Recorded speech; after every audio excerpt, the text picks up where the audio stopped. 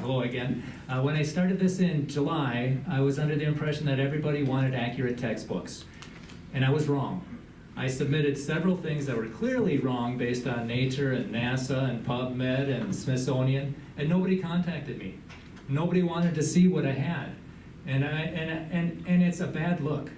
It's a real bad look. I got an email saying that this was resolved. I was like, no, I think let's let the parents and the taxpayers resolve it. You know, it's a bad look. You give parents one more reason not to trust the government and homeschool their kids.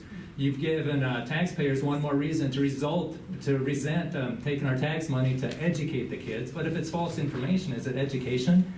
And then it gives the impression that teachers are not educators, they're bureaucrats. They're going to teach whatever the state tells them to teach. And I am appalled at the lack of curiosity in our science director. There's a theory that explains accurately 25 major things on Earth and in the solar system and makes accurate predictions, and they don't even want to look at it. They just want a blind chance perspective of the past. That's like thinking this building got put together by blind chance. That's absurd. Well, how much more absurd is it to think our bodies got put together by chance? You know, but if that's all the kids ever see, they just memorize, they don't think.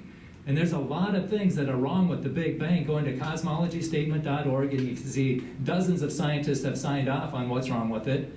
Go into dissentfromdarwin.org and you see over 1,000 PhD scientists who doubt Darwinian evolution. And this is not a fringe theory. A Gallup poll in 2019 showed that 40% of Americans believe that God made man in his present form less than 10,000 years ago. 40%, that's the majority. 23% believe that God made man over millions of years, and so that's 73% of Americans believe in God, and yet the kids can't think of that because 22% are taking the atheist, or that man got here by blind chance, which I think is absurd.